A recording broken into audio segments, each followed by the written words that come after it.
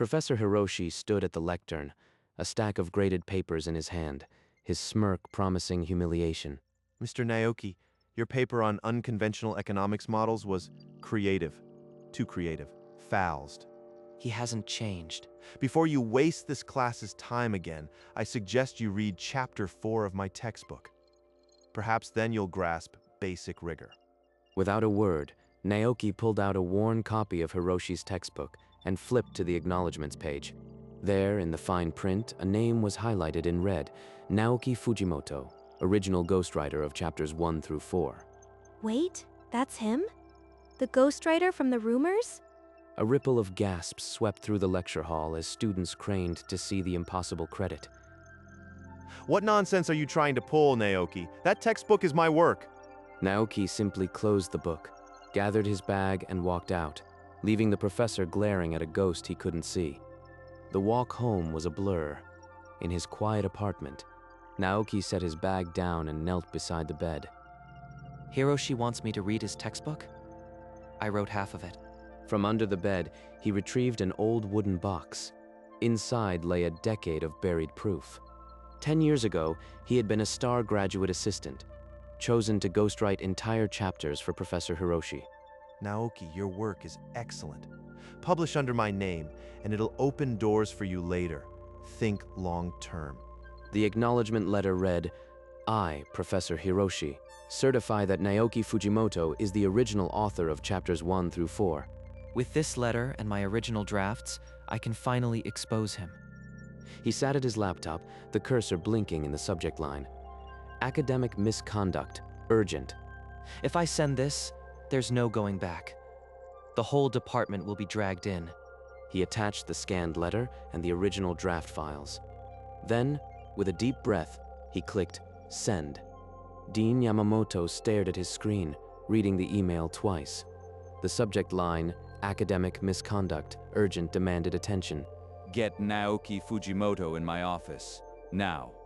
Within the hour, Naoki stood before the large oak desk, the wooden box of evidence in his arms. He laid out the letter, the original typewritten drafts, and the marked up chapter pages. These documents appear authentic. If true, this is a grave breach of academic integrity. Naoki was asked to wait outside while the dean summoned Professor Hiroshi. Minutes later, Hiroshi strode in, his face already twisting with defensive fury. This is absurd. A disgruntled student with a grudge. I dedicated my life to that textbook. The evidence is sufficient to warrant a formal review.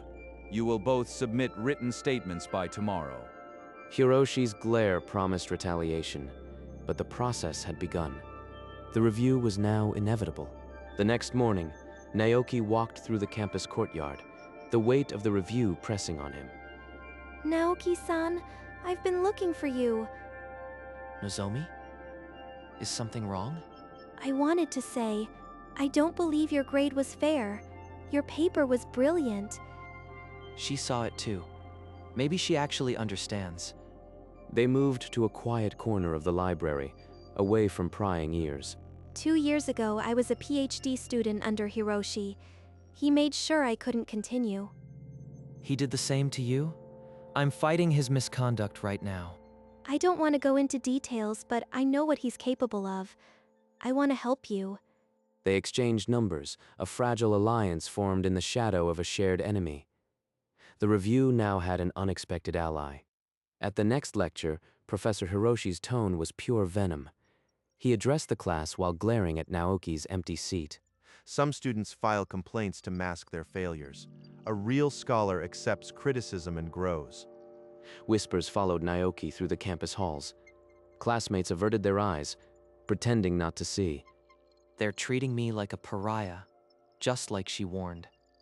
Nozomi found him later in a remote corner of the library, bent over his case files. He's doing exactly what he did to me, spreading rumors, painting you as unstable. Isolating me, making me the villain. I see his game. Don't let him win. I almost believed his lies about me, but you have solid proof. I won't back down. Not after what he did to you. He has to be stopped. Their eyes met across the table, a silent vow sealed in the shadow of their shared persecution. the real battle was only beginning. That evening, Naoki opened his laptop in the library. Nozomi beside him. The dean's deadline loomed. Include the full history. The promise, the betrayal. Make him see the pattern. I've been holding this for 10 years. Every word feels like pulling glass. He typed furiously, recounting late nights of ghostwriting, the signed letter, and Hiroshi's public lie. Nozomi, you said he called your questions insubordination? What exactly did you ask? My thesis proposed the same unconventional model you wrote about. He called it intellectual disobedience. She pulled a worn folder from her bag, her failed thesis stamped and defaced with red ink. He locked it away, told the department I was unstable.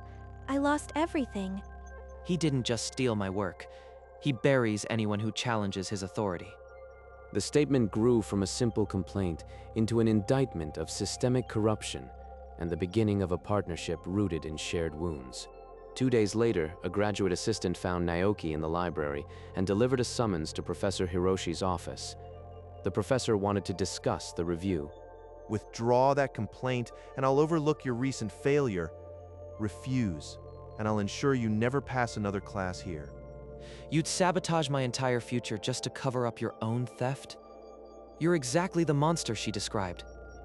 Outside the door, Nozomi's thumb hovered over her phone screen, recording every venomous word for the board. Your future is mine to destroy. This department is my kingdom, and you're a bug beneath my shoe. And this bug just recorded your confession. Threatening a student is grounds for immediate suspension. The color drained from Hiroshi's face. His hands trembled as he realized he'd been outmaneuvered. You're finished. Even if the ghostwriting doesn't end you, this will. They exited together, Hiroshi's impotent curses fading behind them. For the first time, he looked small. Naoki sent the file to Dean Yamamoto that night. The trap had become evidence. That evening, Nozomi led Naoki to her small apartment, her hands trembling as she unlocked the door. I can't keep running from this. It's time you saw everything. She pulled the worn thesis from a drawer, the paper edges soft from years of rereading. Every red mark is him. He wrote delusional across my abstract. Reading proposes a model of unconventional economic incentives. This is word for word what I submitted. He said only a fool would challenge established theory. Then he made sure I'd never publish. Because he stole your work too. He didn't just fail you, he erased you. When I heard you ask that question in class, it was like hearing my own voice from 2 years ago. We're going to fix this. I'll talk to the new department head. You'll resubmit this thesis, and I'll be right there. She looked at his hand, then at him. A fragile hope kindled in her eyes. The next morning, they met Dr. Shiraishi, the new department head hired after Hiroshi's reign. Naoki laid the defaced thesis on her desk and explained Hiroshi's pattern of erasing dissent. Dr. Shiraishi turned each page, her expression shifting from curiosity to cold fury. She closed the thesis and gave her word. She would supervise the resubmission if the board found Hiroshi guilty. That afternoon, the tenure review board convened. Dean Yamamoto presented the preliminary findings.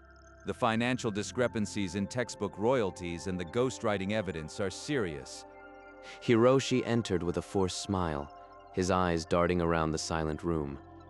Under the board's scrutiny, his confident veneer cracked.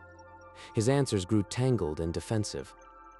They sat in the library, the silence heavy with unspoken hope and fear waiting for news. When the boardroom door finally opened, they rose together, ready to face whatever verdict awaited. The formal hearing began. Hiroshi sat before the board, his face a mask of wounded dignity. I mentored those students. Any ghostwriting was voluntary assistance, a favor between scholars. Nozomi was called to testify. She walked to the stand, her hands clasped tight to stop the shaking.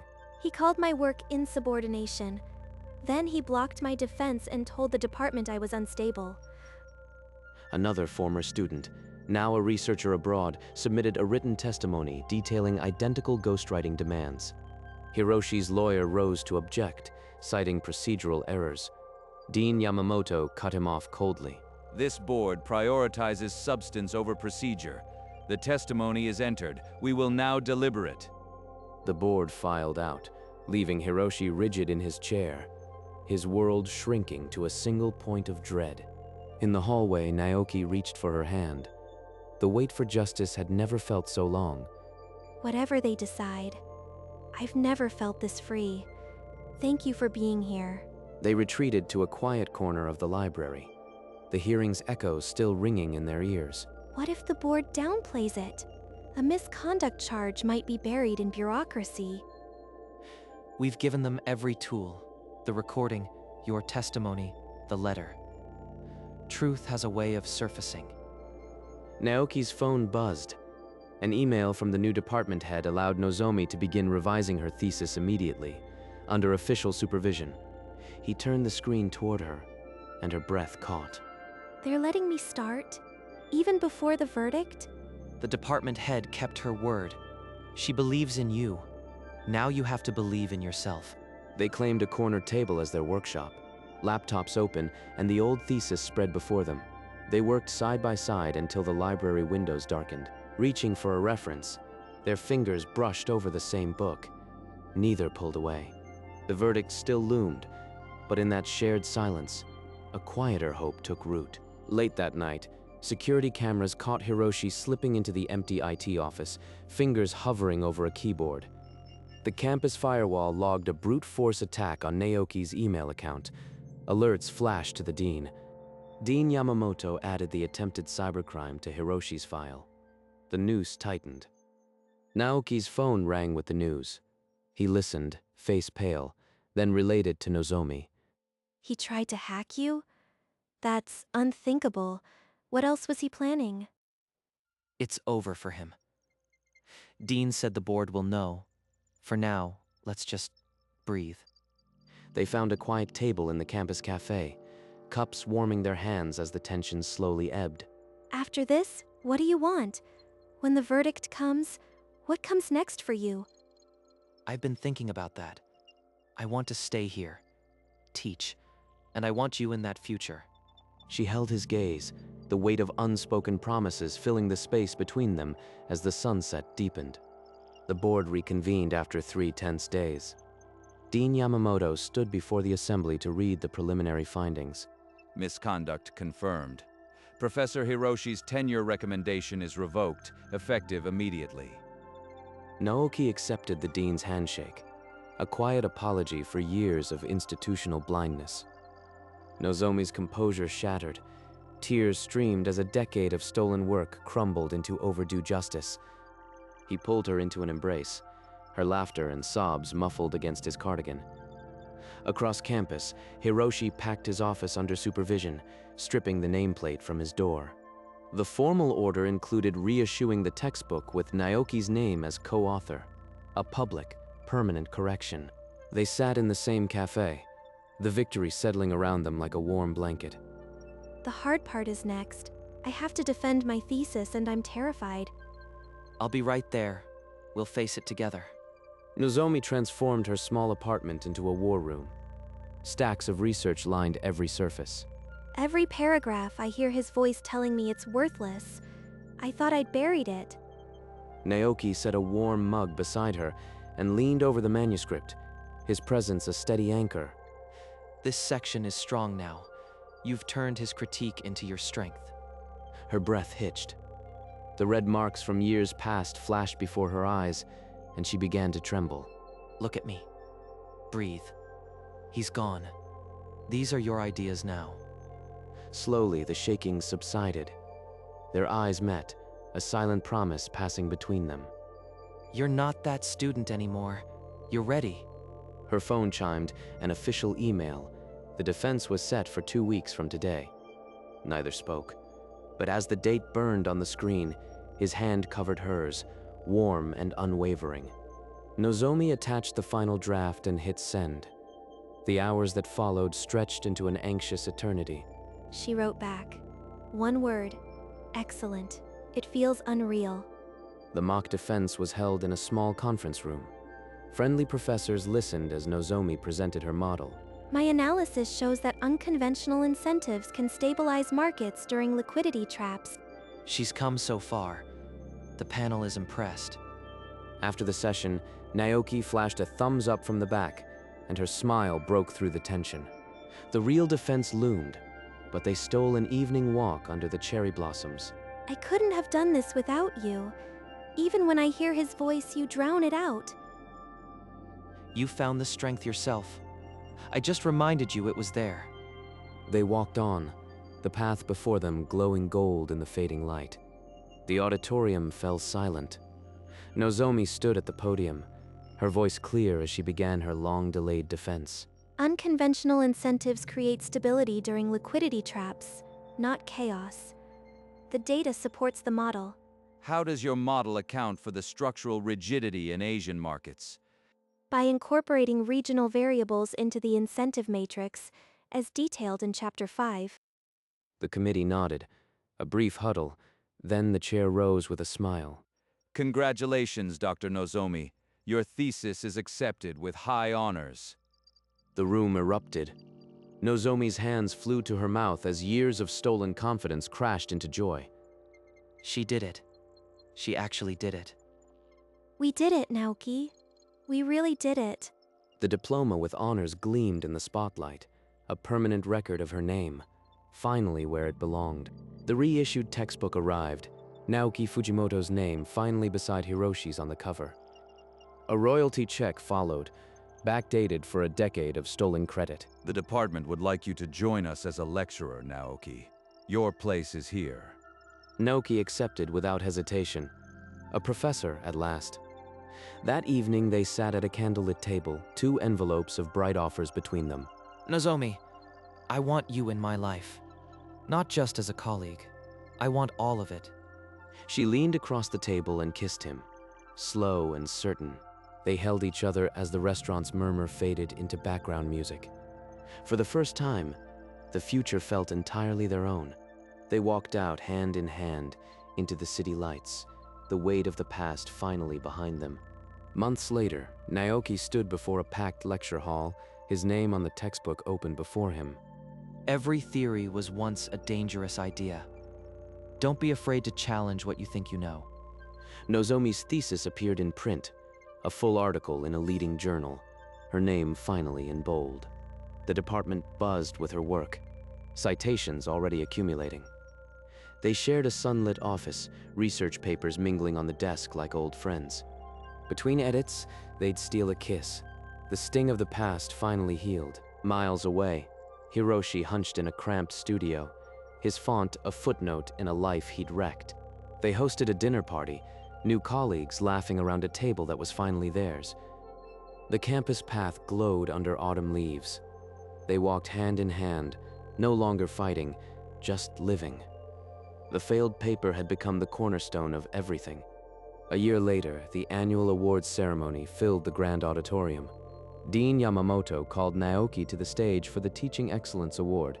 Then Nozomi was named Early Career Researcher of the Year for her transformative paper. They stood together, awards in hand, flashbulbs capturing a victory that had once seemed impossible.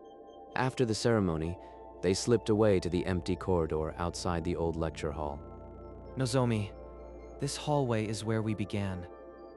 I've known since then that my future needed you. Will you marry me? He knelt, opening a small velvet box. The diamond caught the faint hallway light. Yes, 1,000 times yes. He slipped the ring onto her finger, sealing the promise. They kissed, the empty corridor bearing silent witness to a love forged in the fire of injustice. Then they walked out hand in hand. 2 former victims, now the builders of their own future. The wedding was held on the campus green, cherry blossoms drifting like confetti. Nozomi wore a simple white dress, her lavender hair woven with tiny flowers. Dean Yamamoto, who had seen their struggle, gave a brief speech. These 2 changed this university. They exchanged vows, hands intertwined, voices steady. Naoki slid the ring onto her finger, a perfect fit against the diamond she'd worn since the proposal. Nozomi repeated the gesture, and the gathering erupted in applause. Their first kiss as a married couple was under a shower of pale petals. Hand in hand, they walked down the aisle, the campus path stretching before them into the golden afternoon. The campus they fought to reform stood as a silent witness to their new beginning, and the professor who had sneered at him was a ghost the university no longer remembered. Years later, a new textbook sat on the shelf, authored by Naoki Fujimoto and Nozomi Fujimoto. They walked the campus paths, streaks of silver now threading their hair, hands still intertwined. A young student approached them, clutching a well-worn copy of their book. Thank you. Your work changed my perspective entirely. That means more than you know. Keep questioning. The student nodded and walked on, leaving them in the quiet of the afternoon. They found their usual bench, shaded by an old cherry tree, and sat down to watch the sunset. The campus had become their legacy, not just a place, but a testament to what they had fought for. Naoki put his arm around Nozomi, and she leaned into him, her head resting on his shoulder. In the end, the paper that was failed had built a life no grade could measure. The sun dipped below the campus spires, painting the sky in hues of amber and rose. The paper that was failed became the foundation of a new school of thought, and the two people who dared to question a corrupt system found not only justice, but each other. Their names, once hidden in fine print, now led every citation. The ghostwriter who had been humiliated in a lecture hall had rewritten his destiny, and the girl who had been silenced now had a voice that echoed through every university. They walked on past the gates, past the old pain, into a future that was finally theirs. And in the quiet of the evening, the university itself seemed to breathe a long overdue sigh of relief. The story didn't end with revenge. It ended with renewal. Thank you for watching.